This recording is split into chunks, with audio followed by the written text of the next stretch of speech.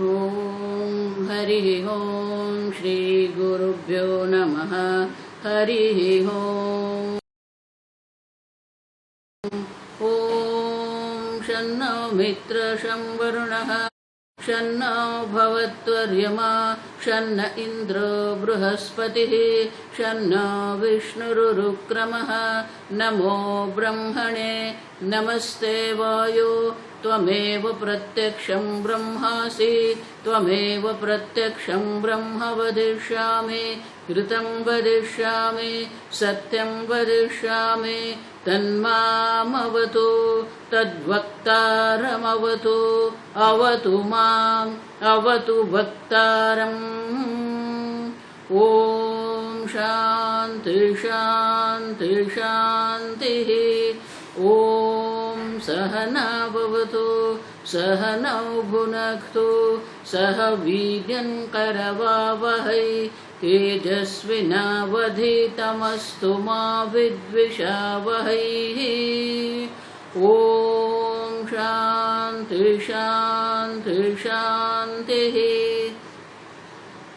सदाशिवसमारम्भां शङ्कराचार्यमध्यमाम् अस्मदाचार्यपर्यन्तां वन्दे गुरुपरम्परां।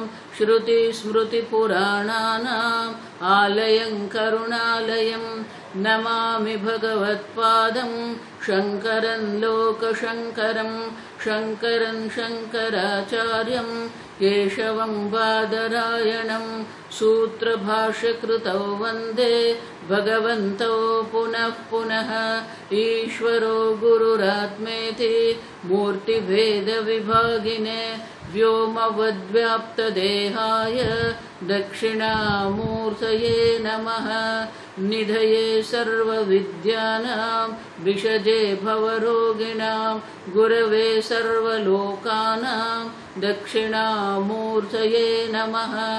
ॐ नमः प्रणवार्थाय शुद्धज्ञानैकमूर्तये निर्मलाय प्रशान्ताय दक्षिणामूर्तये नमः। ॐ नमः श्रीशङ्करानन्द गुरुपादाम्बुजन्मने। ॐ नमः श्रीशङ्करानन्द गुरुपादाम्बुजन्मने। सविलासमहामोहग्राहग्रासैककर्मणे सविलासमहामोहग्राहग्रासैककर्मणे।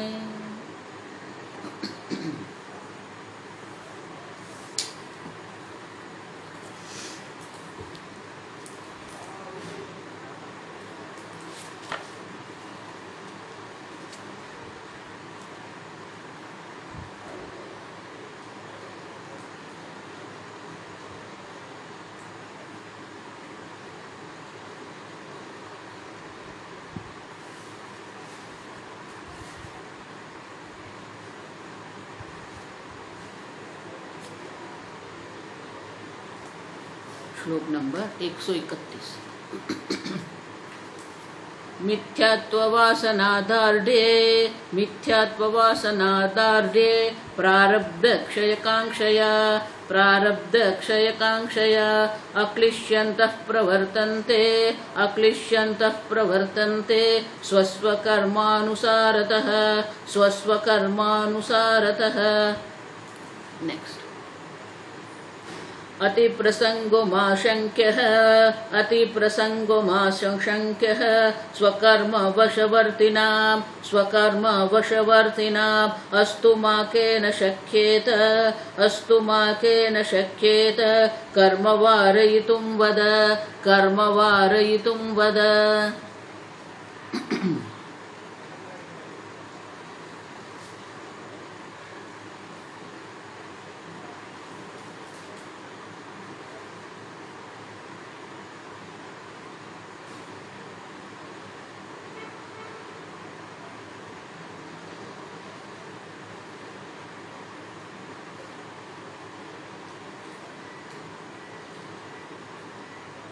ब्रह्मज्ञानी कर संसार में कैसे प्रवृत्त होता है। उनको कर्म करने की कोई आवश्यकता है ही नहीं। अब देखो जो दृष्टांत दिया जनकादेः, भगवान भी वही दृष्टांत देते हैं।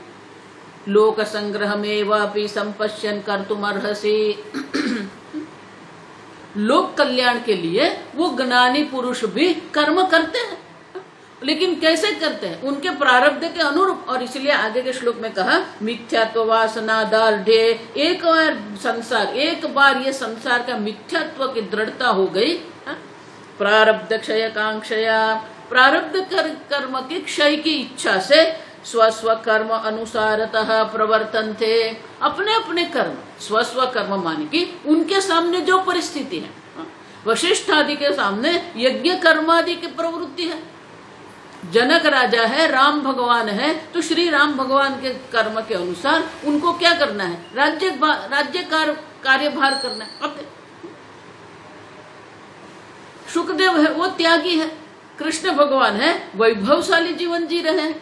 अब समझो, तो अपने अपने प्रारब्ध कर्म के अनुरूप उनके सामने जिस प्रकार की परिस्थिति आती है उस प्रकार से वो जीवन व्यतीत करते हैं। आप समझो, उनमें किसी भी प्रकार का क्लेश नहीं। अक्लिश्यन्तः, महत्व का शब्द क्या है यहाँ पर? अक्लिश्यन्तः, किसी भी प्रकार का क्लेश नहीं है उनके मन।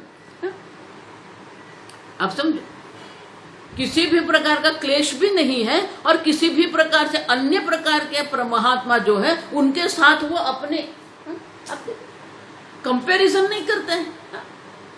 उनका बड़ा आश्रम है, मेरा नहीं है, या मेरा बड़ा आश्रम है, उसका तो बहुत छोटा आश्रम है। अब देखो, ये तो गृहस्थ है, मैं साधु सन्यासी हूँ, ये तो गृहस्थ। अब देखो, किसी भी प्रकार से ये समानता देखी नहीं जाती। अब देखो, आवश्यकता ही नहीं है उनको, क्योंकि ये जगत का मिथ्यात्व तो जान लिया है। लेकिन जो प्रारब्ध कर्म है, मुक्त ईश्वर, हम आगे देख के गए, जो प्रारब्ध, देखो प्रारब्ध शब्द ही क्या कहता है? प्रकर्षेण आरब्धत्वात् प्रारब्ध है। प्रकर्षण, योग्य प्रकार से जिस कर्मों ने अपने कर्मफल देने का आरंभ कर दिया है, अब आरंभ हो गया तो उनको कोई रोक नहीं सकता है। जिस प्रकार से तीर जो है, एक बार धनुष से तीर छूट गया, फिर उनको कोई रोक नहीं सकता है। उसी प्रकार से ये कर्म अपने परिपाक स्वरूप कर्मफल देने का आरंभ कर दिया है। और इसीलिए अक्लिश्यन्तः प्रवर्तन्ते, किसी भी प्रकार का क्लेश, किसी भी प्रकार से कंपैरिजन। आप देखो, स्वामी जी इसलिए बहुत सुंदर कहते थे कि मैं मेरा जीवन मेरे प्रारब्ध के अनुरूप जी रहा हूं, आपका जीवन कैसे जिएंगे वो आपके प्रारब्ध के अनुरूप होगा। अब समझो, सुख देखो, इसलिए मैं कहती हूँ एक बार आप वेदांत शास्त्र का अध्ययन आरंभ करो, फिर ये जो बायोग्राफी है ना, आत्मकथा पढ़ने की आवश्यकता नहीं, क्योंकि वो जो जीवन जी रहे, रामकृष्ण परमहंस ने जो जीवन व्यतीत किया वो अपने अपने प्रारब्ध के अनुरूप है, स्वस्व कर्म अनुसार था। रमण महर्षि जिस प्रकार से जीवन व्यतीत कर गए वो उनका प्रारब्ध था। अब समझो, हर एक महात्मा के, रमण महर्षि जी है या रामकृष्ण परमहंस है या जनक है, श्री राम है, वशिष्ठ है, जो भी ज्ञानी पुरुष हो गए, सब अपने अपने प्रारब्ध के अनुरूप जीवन जी रहे हैं, स्वस्व कर्म अनुसारतः। आप समझो ठीक से, वहां किसी भी प्रकार से हम कंपैरिजन नहीं, कंपैरिजन तो हिंदी में क्या करते हैं, गुजराती में सरखामणी कहते हैं। तो किसी भी प्रकार से हम कंपैरिजन नहीं कर सकते हैं। कोई लिख के मुझे भेज दो, कंपैरिजन को क्या कहते हैं। अब देखो, तो वो हमें देखना पड़ेगा, जिसका जो प्रारब्ध है, हमारे सामने जो परिस्थिति आती है वो परिस्थिति के अनुरूप स्वस्व कर्म अनुसार। अंग्रेजी में उसको बहुत सुंदर कहते हैं, आप समझो, अंग्रेजी में उसको क्या कहते हैं? कॉल ऑफ द सिचुएशन, तुलना करना। हाँ, बढ़िया, थैंक यू। तो किसी से अपनी तुलना वो नहीं करते, मेरा प्रारब्ध जो है मेरा प्रारब्ध, उनका प्रारब्ध जो उनका प्रारब्ध है, उससे किसी से साथ तुलना करने की आवश्यकता नहीं है हमें। इसलिए स्वामी जी बहुत सुंदर कहते हैं, कॉल ऑफ द सिचुएशन उसको कहते हैं, माने कि हमारे सामने जो संजोग है, हमारे सामने जो परिस्थिति है, उनके अनुरूप हम जीवन जीते रहे। कोई विरोध नहीं है, कोई तुलना नहीं है। आप देखो, कोई छोटा भी नहीं, कोई बड़ा भी नहीं है। आप समझो, आप बहुत ये समझते कि लायक है। जड़ भरत जो थे वो जड़ के समान रहते थे। ऐसे अनेक महात्मा हो गए, नरसिंह मेहता हो गए, तुकाराम हो गए, ज्ञानेश्वर हो गए। अब देखो, जो अनेक प्रकार के महात्मा हो गए, मीराबाई हो गई, मीराबाई भी अपने अपने प्रारब्ध से जी रही थी। अब देखो, अब जब देख लिया कि महल में रहकर, राजमहल में रहकर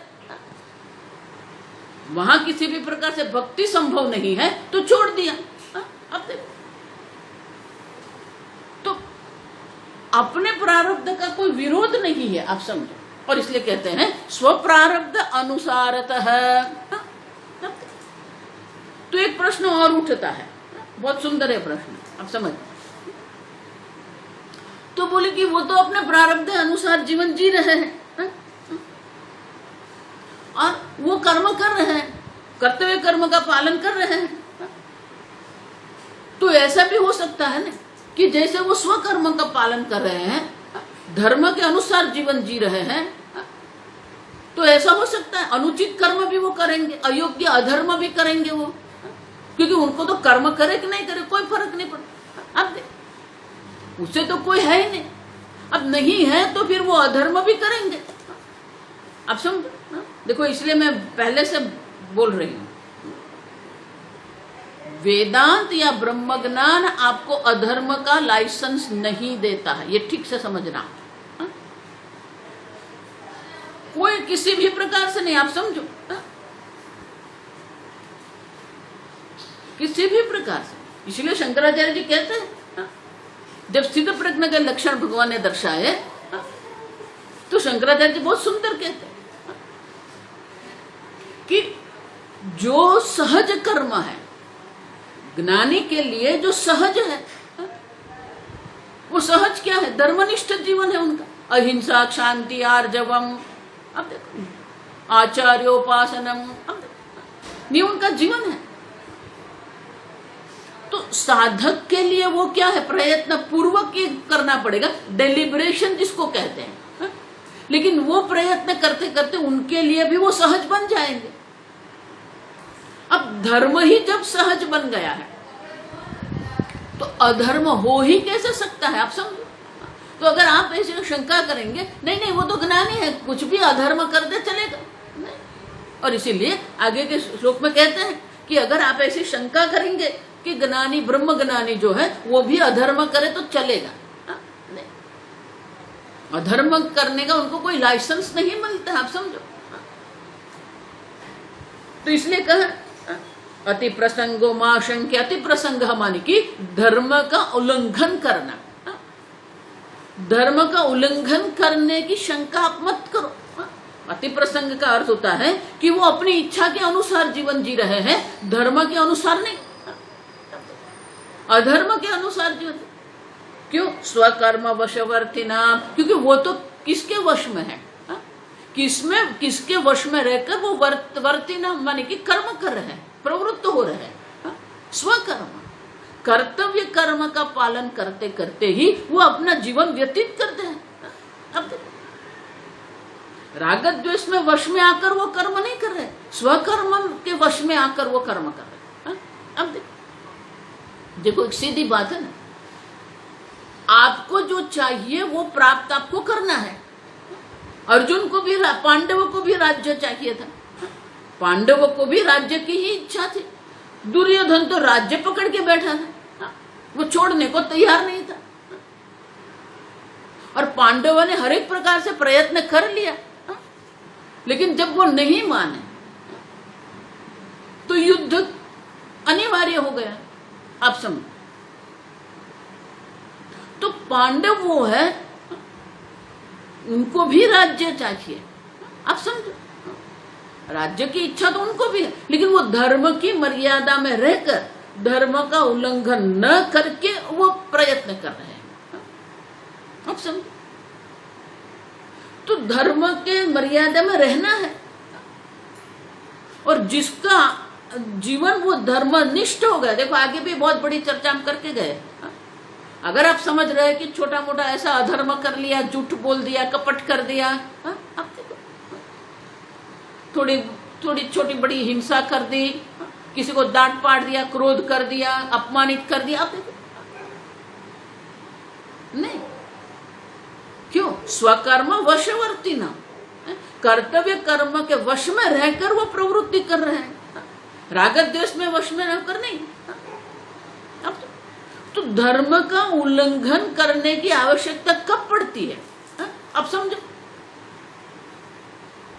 जब अपने राग द्वेष की पूर्ति धर्म से नहीं होती है तो वो अधर्म करने का प्रवृत्त करे हो जाएंगे। अब तो वो किसके वश में है? स्वकर्म के वश में नहीं है, राग द्वेष के वश में है। और जो राग द्वेष के वश में है उसे ब्रह्म ज्ञान की कोई संभावना है ही नहीं। हम देख के गए, गीता में भगवान स्पष्ट रूप से कहते हैं राग द्वेष वियुक्त ही। आप देखो, जिनका मन, जिनकी बुद्धि, जिनकी इंद्रिया किसी भी प्रकार के राग द्वेष के वश में नहीं है, राग द्वेष से वियुक्त ही है, तो उनकी एक सहजता जीवन में आ गई है। अब समझो, इसलिए मैं ऐसा कहती हूँ, अलग प्रकार से अगर कहना है तो उसको हिंसा करने की उनको आवश्यकता है ही नहीं, किसी को अपमानित करने की आवश्यकता है ही नहीं। अधर्म कब करेंगे? अपने राग द्वेष की पूर्ति है, अब राग द्वेष के वश में हो जाएंगे तभी तो अधर्म होगा ना। लेकिन जिनको ऐसी कोई आवश्यकता है ही नहीं, झूठ बोलने की, कपट करने की उनके जीवन में आवश्यकता रही ही नहीं। जब अपने को ही पूर्ण आनंद स्वरूप जान लिया है तो छोटे बड़े आनंद के लिए क्या वो झूठ बोलेंगे, कपट करेंगे? नहीं। और इसलिए कहते हैं कि आप ऐसी शंका मत करो, अति प्रसंग की माने कि वो धर्म का उल्लंघन करेंगे, ऐसी शंका आप मत करना। अस्तुवा, देखो एक बहुत संभावना है। अस्तु, अस्तु माने कि अगर उनके प्रारब्ध कर्म के अनुरूप ऐसी कोई प्रतिकूलता आ जाती है जो प्रतिकूलता में उनको किसी भी प्रकार से धर्म का उल्लंघन करना पड़ता है, अस्तुवा। अगर हो भी गया, आप समझो कोई ऐसा प्रसंग बन गया जिसके कारण उनके जीवन में अधर्म हुआ,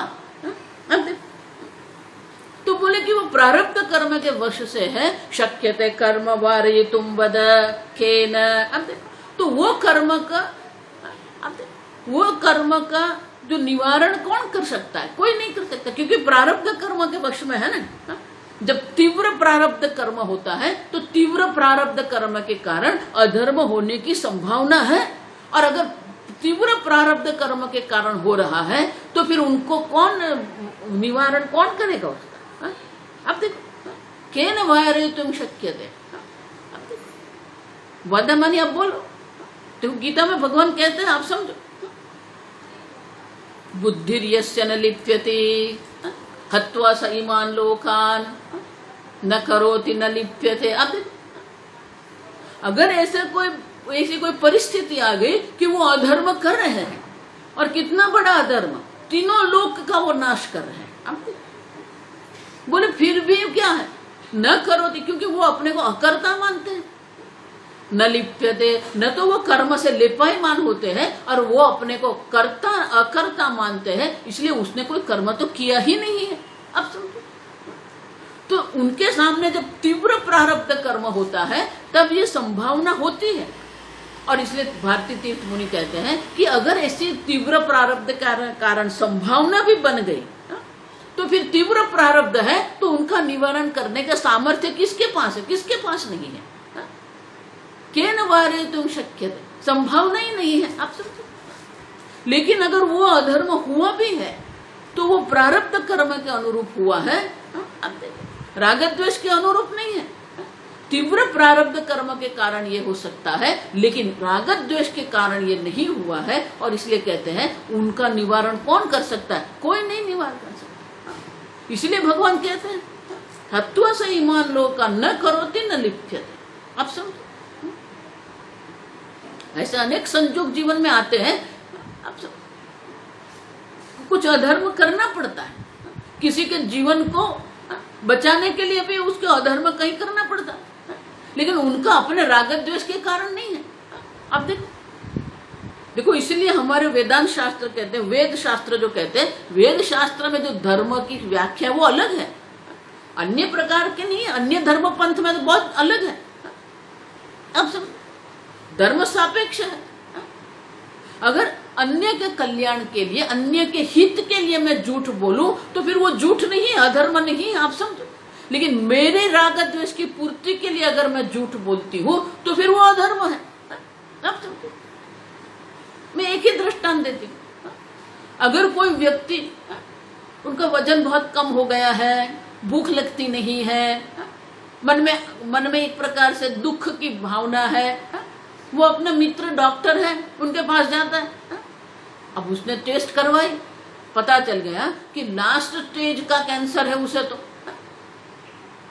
अब मित्र है ना, तो ऐसे ही चला गया, रिपोर्ट लेके चला गया। वो तो बोला क्या है आता बता दे, तो एक काम कर, कल तेरे परिवार को लेके आ जाना। अब तो क्या उनको मुंह पर सत्यम वद करना पड़ेगा? नहीं। अब सब कई बार ऐसा होता है। एक बार एक एक्सीडेंट हुआ, आप देखो, दो दंपति ऐसे ही गए थे घूमने के लिए। अब जब वो वापस आ रहे थे तो रास्ते में ऐसा एक्सीडेंट हुआ कि सामने से ट्रक ने ऐसी टक्कर मारी कि वो जो दरवाजा था ना, वो दरवाजा खुल गया। अब दरवाजा ऐसे खुल गया कि जो बैठा हुआ व्यक्ति जो था वो बाहर गिर गया। अब जब वो बाहर गया, वो सामने से ट्रक आ रही थी, ट्रक की टक्कर लगी, दरवाजा खुल गया, वो गिर गया, सामने से ट्रक घूम गई उनके ऊपर। अब देखो, अब उनकी जो पत्नी थी वो दूसरी ओर गिर गई, दोनों ओर से दरवाजा खुल गया तो गिर गए वैसे। अब वो रास्ते के उस ओर गिरी थी, वो बच गई, और ये जो थे वहां के वहां ही मृत्यु हो गई उनकी। अब समझ, तो वो जो पत्नी थी उनको कुछ पता नहीं था, रात हो गई थी, लोग आ गए, उन लोगों ने उनको उठा के फिर हॉस्पिटल में ले गए, क्योंकि वो वहां गिर के बेहोश हो गई थी। अब घर वाले सब आए, उनके भी हड्डी टूट गई थी, उनको भी बहुत सारा जख्म हुआ था, घाव भर गए, घाव थे। तो उन्होंने तुरंत पूछा, उनके बेटे को तुरंत पूछा उसने, पापा कहाँ है? हाँ पापा अन्य रूम में। अब देखो, अब उनको मुंह पर तो नहीं बोल सकते ना कि वो मर गए। अब समझ, तो अन्य के हित के लिए हम झूठ बोल सकते हैं, लेकिन अपने राग द्वेष के लिए नहीं। आप समझो, और इसीलिए अगर ज्ञानी अधर्म भी करते हैं, वो अधर्म अपने लिए नहीं करते हैं, अन्य के कल्याण के लिए करते हैं। आप समझना ये ठीक से। और इसलिए कहते हैं अगर तीव्र प्रारब्ध कर्म है तो वो अधर्म हो भी सकता है, अगर तीव्र प्रारब्ध है तो कोई उसका निवारण करने को समर्थ है ही नहीं। आप समझते हैं। और इसलिए कहते हैं कि उनके जीवन में आवश्यकता ही नहीं है अधर्म की, और अधर्म संभव नहीं, क्योंकि धर्मनिष्ठ होते हैं, उसी को तो ज्ञान होता है। देखो इसलिए मैं बार बार कहती हूँ, आप कब कितनी भी भक्ति कर लो, आप कितना भी वेदांत पढ़ लो, लेकिन अगर जीवन में धर्म नहीं है ना, तो आपकी भक्ति भी बिल्कुल विरुद्ध है। स्वामी जी बहुत सुंदर कहते थे कि जिस प्रकार से ये भौतिक जगत की एक संवादिता है, ऑर्डर है, संवादिता है, समझो, तालबद्धता है, तो भौतिक जगत में एक तालबद्धता है। हमारे प्राणिक जो है, फिजियोलॉजी जिसको कहते हैं, वो प्राणिक जगत की भी एक, हमारा हृदय किस प्रकार से काम करता है, हमारे उदर में कैसे पाचन होता है, उनकी एक प्रक्रिया है, संवादिता है। तो गौ माता है, गौ माता का उदर अलग प्रकार से, वहां भी संवादिता है। मानसिक रूप से भी एक संवादिता है, इमोशनल ऑर्डर जिसको कहते हैं, भावनात्मक भी एक संवादिता है, बौद्धिक भी संवादिता है, उसी प्रकार से स्वामी जी कहते हैं ऑर्डर ऑफ धर्म। आप देखो धर्म भी एक संवादिता है, आप समझ। अगर आप अधर्म कर रहे हैं तो क्या होगा? धर्म जो है वो सर्वव्यापी है, ईश्वर धर्म स्वरूप है। तो अगर आप धर्म के विरुद्ध जा रहे हैं, आप अधर्म कर रहे हैं और दूसरी ओर भगवान की भक्ति कर रहे हैं, तो क्या आप समझते हो कि भगवान प्रसन्न हो जाएंगे आपसे? नहीं। आप कितने भी भक्ति करो, आप कितना भी जप तप करो, लेकिन अधर्म अगर आपके जीवन में है तो वो जप तप का आपको कभी भी किसी भी प्रकार से फल नहीं मिलता है। आप समझ। आजकल कई लोग मुझे आके पूछते हैं, स्वामी जी मैंने इतनी भक्ति किया, इतना मैं हर रोज मंदिर में जाके पूजा पाठ करता हूँ, मैं करता हूँ,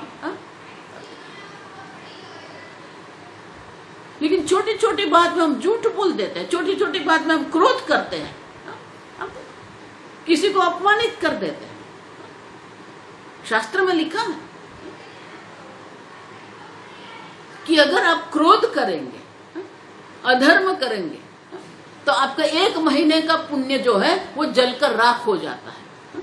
अब तो आपके जो भी कोई प्रयत्न है, आपकी जितनी भी भक्ति है, वो सब भक्ति जो है निष्फल हो जाती है, क्योंकि परमात्मा स्वयं धर्म स्वरूप है। राम विग्रहवान धर्म। अब देखो श्री राम जो है अगर धर्म को स्वरूप धारण कर दे, मूर्तिमंत हो जाए, तो वो श्री राम है। आप समझो। और इसीलिए ज्ञानी को तो धर्म की कोई आवश्यकता है ही नहीं, फिर भी अगर अधर्म करते हैं, प्रारब्धवश में होकर भी अधर्म करते हैं, न करोति न लिप्यते। आप समझो। देखो इसलिए मैं कहती हूं, एक झूठ बोल के आपको 10 करोड़ भी मिल सकता है, एक हिंसा करके आप बहुत कुछ प्राप्त कर सकते हैं, लेकिन वो सब यहां ही रह जाएगा। मृत्यु के समय आप कितना आपके साथ लेके जाओगे? आपके साथ कुछ आने वाला नहीं है। आप समझो, यहां का यहां ही रह जाएगा। और इसलिए कहते हैं कि अगर हो भी सकता है तो उनको कौन निवारण कर सकता है? कोई नहीं। आप सुनो, महाराज श्री भी हमेशा कहते थे, थोड़े में आप संतोष मान लो, लेकिन अधर्म मत करो। जो मिला है उससे संतोष। देखो इसलिए कहते हैं शंकराचार्य साधन पंचक भजगोविंदम में भी कहते हैं, यल्लभसे निज कर्मोपातम वित्तम तेन विनोदय चित्तम। आपके प्रारब्ध के अनुरूप आपको जो भी प्राप्त होता है उसी में आप प्रसन्न रहो। अन्य के साथ तुलना करते रहेंगे तो आप दुखी ही होंगे। आप सब, क्योंकि प्रारब्ध कर्म कल कहा ना, प्रारब्ध कर्म आपके हाथ में, कर्मफल आपके हाथ में नहीं। प्रारब्ध कर्म कर्मफल है और कर्मफल दाता ईश्वर है। तो आपका प्रारब्ध कर्म तो प्रसाद है, आपका शरीर भी प्रसाद है, आपके माता पिता भी प्रसाद है, आपके पुत्र पुत्री भी प्रसाद है, आपकी पत्नी भी प्रसाद है, आपका पति भी प्रसाद है। आप समझो, ईश्वर की इच्छा से हो रहा है। और इसलिए शास्त्र में लिखा कि ज्ञानी के जीवन में 3 प्रकार के कर्म होते हैं। आप समझो, एक प्रारब्ध कर्म के अनुरूप होते हैं, एक परेच्छा, परेच्छा मानी अन्य की इच्छा से वो चलते हैं। अन्य की इच्छा है, किसी ने कह दिया नहीं नहीं स्वामी जी हम आश्रम बना देंगे, आप आश्रम में आओ, बनाओ। देखो स्वामी जी के साथ भी वही हुआ। किसी ने कहा नहीं नहीं स्वामी जी आश्रम, तो स्वामी जी ने बोला ठीक है आप बनाइए, तो आश्रम बन गया। स्वामी जी ने बोला मैं आके वहां पर अब पढ़ाई कराऊंगा, या आश्रम चलाना मेरा काम नहीं। एडमिनिस्ट्रेशन जिसको कहते हैं, परेच्छा जिसको कहते हैं, अन्य की इच्छा से होता है। या तो प्रारब्ध कर्म माने ईश्वर इच्छा, प्रारब्ध कर्म इसे ईश्वर इच्छा कहते हैं।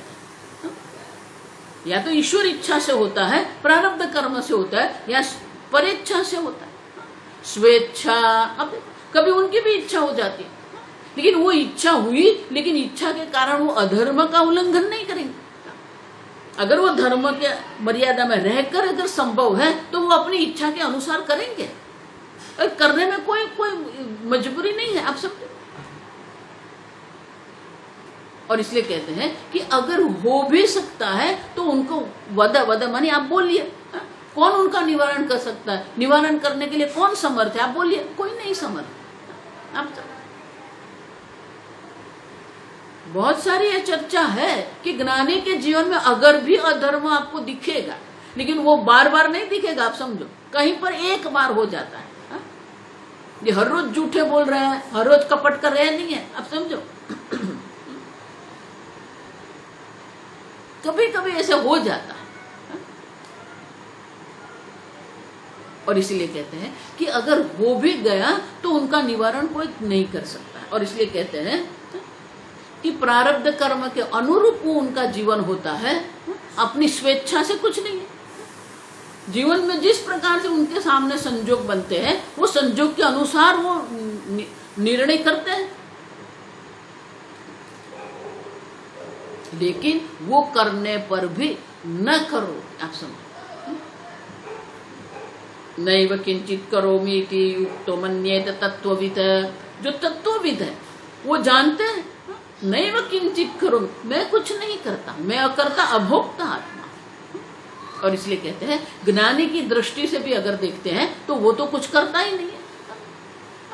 कर्मणि अकर्म यः पश्येत्, कर्म में जो अकर्म का दर्शन करते हैं, अकर्ता आत्मा का दर्शन करते हैं। और इसलिए कहते हैं भारतीय तीर्थ मुनि कि अगर हो भी गया, अति प्रसंग मानी अधर्म हो भी गया, तो उनको किसी भी प्रकार से वो लेपायमान नहीं होते हैं, आप समझो ठीक से। और इसलिए आगे कहते हैं, तो अगर आप शंका कर दो कि ज्ञानी अपने प्रारब्ध कर्म के अनुसार जीवन व्यतीत करते हैं, तो बोले कि अज्ञानी भी तो अपने प्रारब्ध कर्म के अनुसार ही तो जीवन व्यतीत करते हैं। ज्ञानी और अज्ञानी में फिर वो समानता हो जाएगी, क्योंकि ज्ञानी भी प्रारब्ध कर्म के अनुसार जीवन जी रहे हैं और जो अज्ञानी है वो भी तो प्रारब्ध कर्म के अनुसार ही जिएंगे। तो फिर दोनों में जो है फर्क कहाँ रहेगा, उनमें भेद कहाँ पर है? और इसलिए आगे का श्लोक है, श्लोक पहले पढ़ेंगे। ज्ञानिनो ज्ञानिनश्चात्र ज्ञानिनो ज्ञानिनश्चात्र समे प्रारब्ध कर्मणि न क्लेशो ज्ञानिनो धैर्यात् न क्लेशो ज्ञानिनो धैर्यात् मूढ़ क्लिश्यन्ते अधैर्यतः। अब ज्ञानिनः अज्ञानिनश्च, अज्ञानियों के लिए और ज्ञानियों के लिए समय प्रारब्ध कर्मणि, दोनों के प्रारब्ध कर्म तो समान नहीं हो गए। क्यों? क्योंकि अज्ञानी भी अपने प्रारब्ध के अनुसार जीवन व्यतीत करते हैं, ज्ञानी भी अपने प्रारब्ध कर्म के अनुसार जीवन व्यतीत करते हैं, तो दोनों में समानता हो गई। अब अगर दोनों में समानता हो गई, अब तो फिर तो क्या फर्क रह गया? बोले है बहुत बड़ा फर्क है। अब देखो क्या है, न क्लेशः ज्ञानिनः धैर्यात्। आगे मैंने कहा ना, इसीलिए वो जो श्लोक था ना 131वें श्लोक, अक्लिश्यन्तः प्रवर्तन्ते, वो क्लेश नहीं करते, अपने मन को वो दुखी नहीं बना देते, अपने मन में क्लेश उत्पन्न नहीं करते हैं, वो राग द्वेष के अधीन नहीं होते हैं। अब तो अज्ञानी भी प्रारब्ध कर्म व्यतीत कर रहे हैं, लेकिन अज्ञानी के जीवन में क्या होता है? मूढ़ः क्लिश्यन्ति अधैर्यतः, उनमें धीरज नहीं है, धैर्य नहीं है, और धैर्य नहीं है इसलिए बार बार वो क्या करते हैं? क्लिश्यन्ते, क्लेश करते। देखो क्लेश क्या है? अज्ञान है, राग द्वेष। अब देखो अभिन, तो ये अभिनिवेश जो है वो क्लेश है, आप समझो। उनके मन में क्लेश है, लेकिन ज्ञानी जो है वो भी प्रारब्ध कर्म व्यतीत करते हैं, लेकिन ज्ञानी के मन में किसी भी प्रकार से क्लेश नहीं होता है। प्रारब्ध से तो दोनों को एक समान है, लेकिन मानसिक रूप से हमें देखना है ना। ज्ञानी का बाह्य जीवन नहीं देखना है, उनका मन हमें देखना, उनकी बुद्धि हमें देखनी है। वीतराग भय क्रोध है, अब देखो वही भगवान कहते हैं, कोई क्लेश नहीं है। वीतराग भय क्रोध सिद्धधीर मुनिरुच्यते। ज्ञानी को अगर समझना है तो ज्ञानी के मन को समझना पड़ेगा। कृतकृत्यस्य योगिनः, उनका कोई नहीं, उसके कोई तस्य कार्यम न, उनको कोई कार्य नहीं है। महाभारत का श्लोक है, बहुत सुंदर, आप देखो। भयस्थानि सहस्राणि, इस जगत में भय के अनेक प्रकार के हजारों स्थान हैं। अब देखो, फिर भी क्या है? भयस्थान सहस्राणि शोकस्थानि च शतानि च।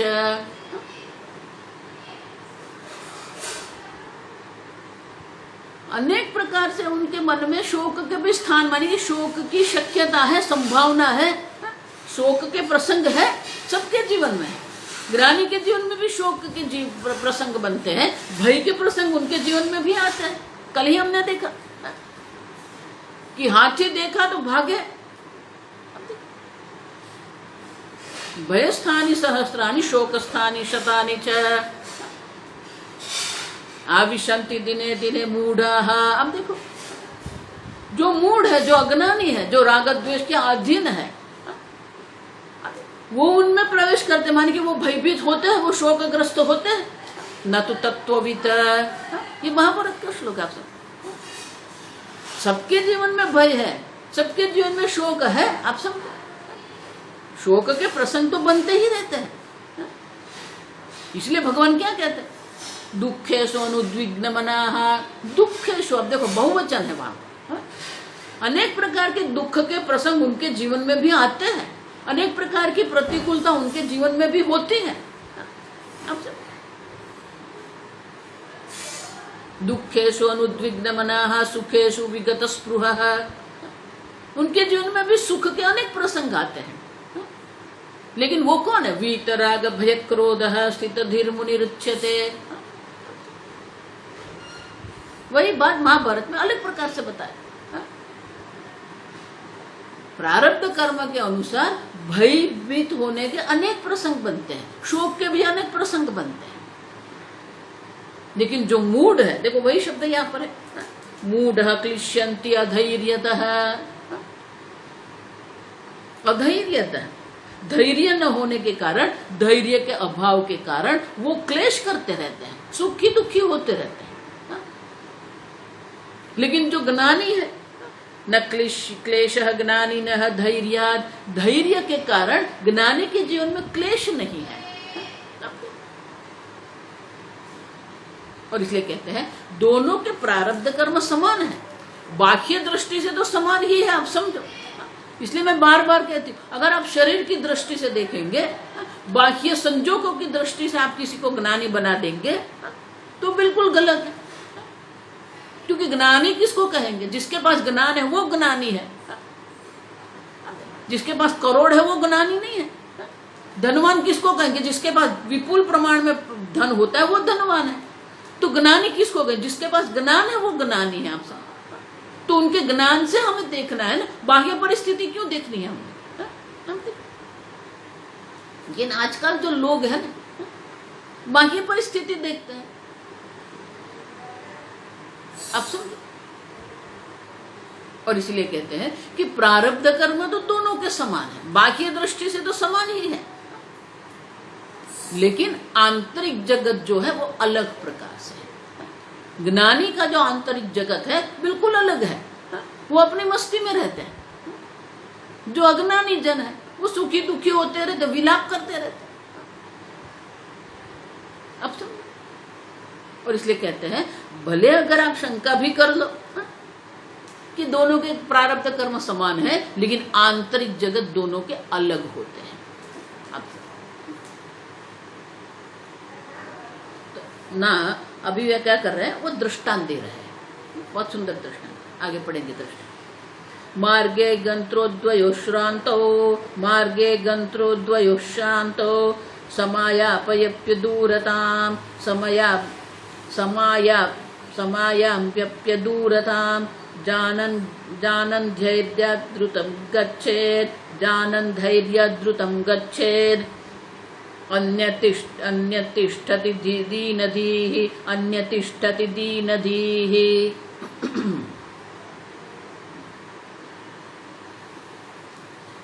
मार्गे गंत्रोः द्वयोः श्रान्तौ, द्विवचन, दो है, दो मार्ग पर जा रहे, मार्गे ग्रंथ जा रहे, दो व्यक्ति हैं, दोनों मार्ग पर चल रहे, जा रहे हैं, श्रांतो, लेकिन दोनों थक गए हैं। अब जब दोनों थक गए हैं तो क्या करेंगे? समयायापि अदूरताम्। अब देखो, एक जो है वो क्या कर रहा है? समायाम, समीप देख रहा है कि जिस गांव जाना है वो ग्राम जो है समीप है। अब देखो, तो वो समीप है, वो थक गया है, लेकिन देखता है कि अगर गांव बहुत समीप है तो वो क्या करेगा? अदूरताम,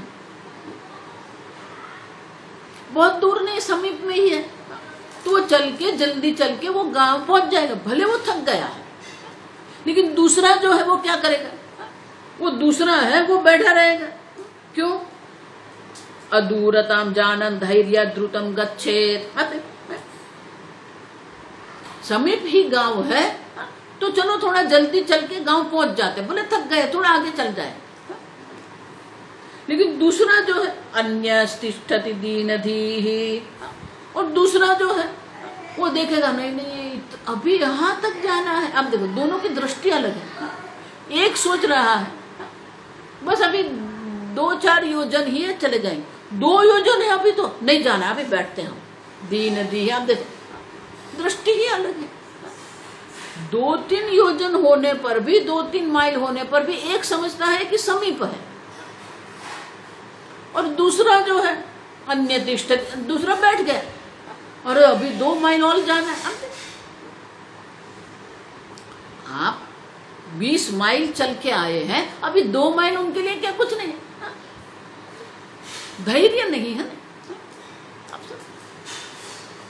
बहुत गीता में आता है ये सब। तामसिक कर्ता उसको कहते हैं।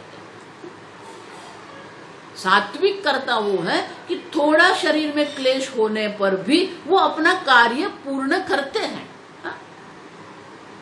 और तामसिक कर्ता वो है कि विघ्न देख के ही कार्य का आरंभ भी नहीं करता है, बैठ जाता है, नहीं करना है। क्यों? अरे ये सब लोग ऐसा ऐसा करेंगे, ये सब हो जाएगा, नहीं करना है, बैठो शांति से। ज्ञानी जो है वो सात्विक करता है, वो जानते हैं, और इसलिए कहते हैं कि एक थक गया है, थकान तो दोनों को लगी हुई है, श्रांत हो, लेकिन एक क्या सोचता है, अभी बस अभी इतना ही बाकी है ना, चलो ना थोड़ा चल लेते हैं। देखो, ये केदारनाथ बद्रीनाथ जब जाते हैं तब ये सब होता है। अब सुन, तो मन में अगर धैर्य है, मन में अगर दृढ़ता है, तो वो चल लेंगे, भले शरीर में थोड़ा श्रम लगेगा। लेकिन दूसरा जो दीनधीः, उनकी बुद्धि ही दीनहीन है। आप देखो, उनकी बुद्धि में इतनी दीनता है कि दीन बुद्धि होने के कारण वो बैठ जाता है। तो ज्ञानी के जीवन में भी क्लेश, श्रांतो मानी क्लेश है, आप समझो, लेकिन वो अपनी प्रवृत्ति करते रहते हैं। स्वामी जी हमेशा कहते हैं, कितने भी विघ्न आ जाए फिर भी आप करते रहो, करना बंद मत करो। कई लोग क्या करते हैं, एक थोड़ा सा अपनी इच्छा से नहीं हुआ वो छोड़ देते हैं, नहीं, कीप डूइंग। देखो, ये जो बड़े बड़े उद्योगपति जो है, वो उद्योगपति एक दिन में नहीं बने हुए, उनके जीवन में भी अनेक प्रकार के विघ्न आए, लेकिन वो जो कर्म जो आरंभ किया है वो कर्म वो करते रहते हैं। अब करते रहो वो कर्म, कितने भी विघ्न आ जाए, अब करते रहेंगे तो 1 दिन, 2 दिन, 5 दिन, 1 महीना, 2 महीना, 12 महीना, 1 साल, अब देखो 1 वर्ष, 2 वर्ष, 10 वर्ष हो जाएंगे। कई जानते कि प्रारंभ में तो उनके जीवन में बहुत विघ्न आए, लेकिन करते रहे। यू कीप डूइंग इट, स्वामी जैसे कहते हैं, करते रहो। जब करना आरंभ कर दो, नहीं स्वामी जी बहुत ठीक है, फिर तो सही है। लेकिन हम क्या करते हैं, बदलते रहते हैं। ये नहीं हुआ तो अब ये करें, ये नहीं हुआ ये करेंगे।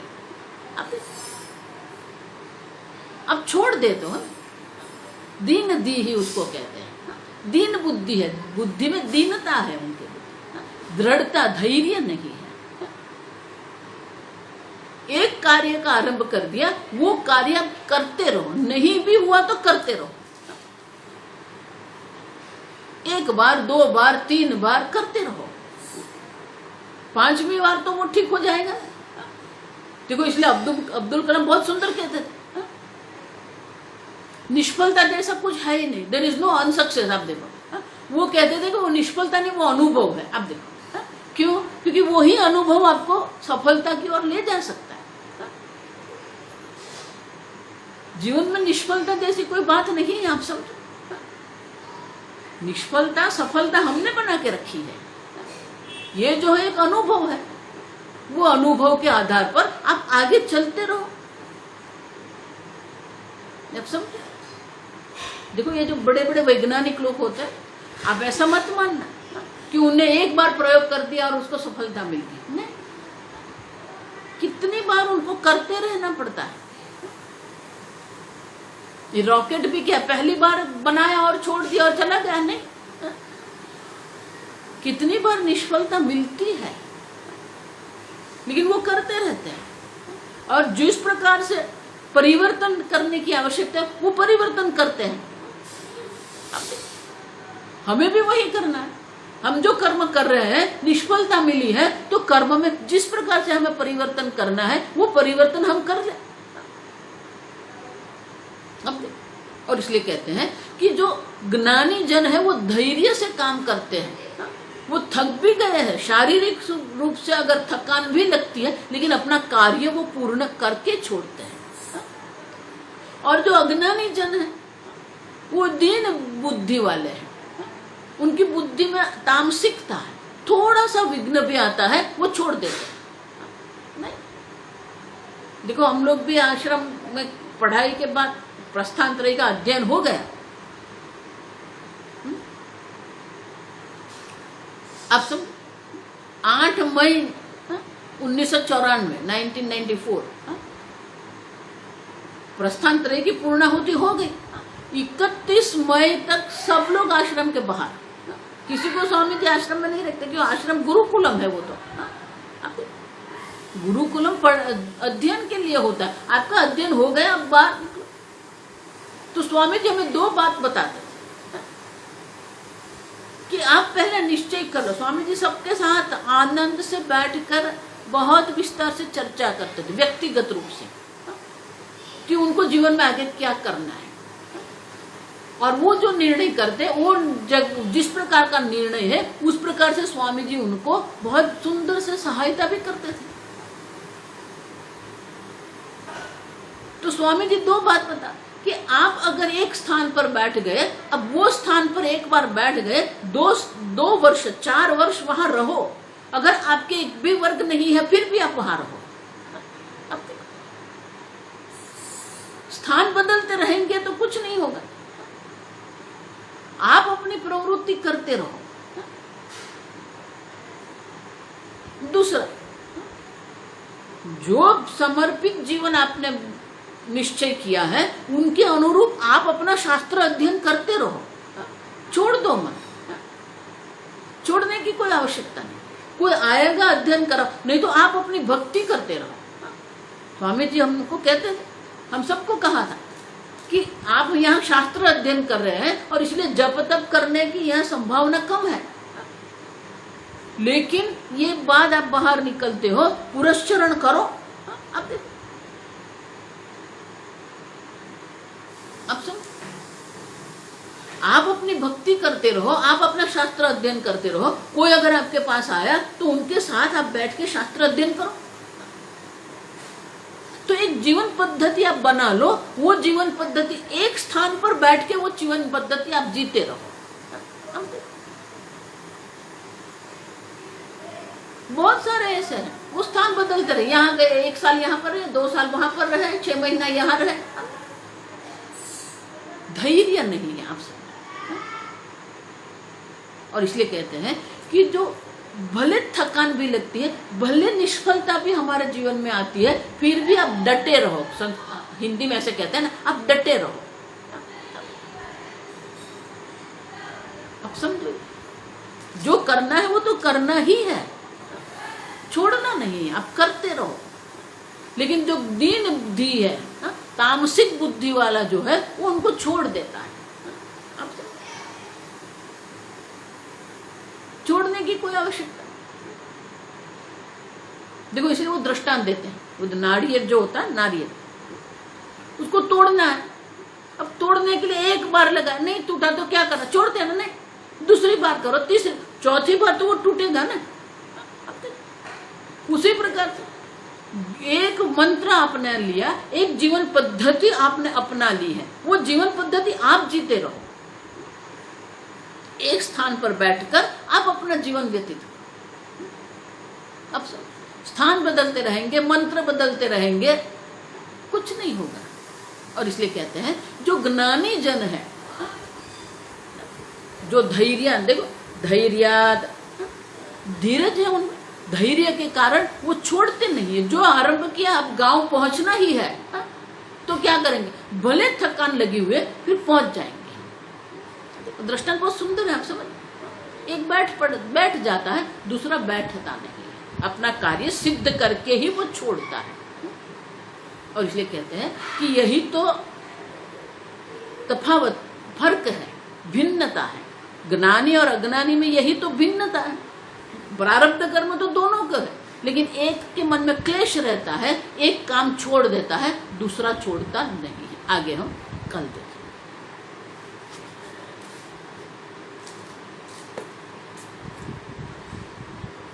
ओम स्वस्ति प्रजाभ्यः परिपालयन्तां न्यायेन मार्गेण महीं महिषाः गोब्राह्मणेभ्यः शुभमस्तु नित्यं लोकाः समस्ताः सुखिनो भवन्तु काले वर्षतु पर्जन्यः पृथिवी सस्यशालिनी देशोऽयं क्षोभरहितः ब्राह्मणाः सन्तु निर्भयाः।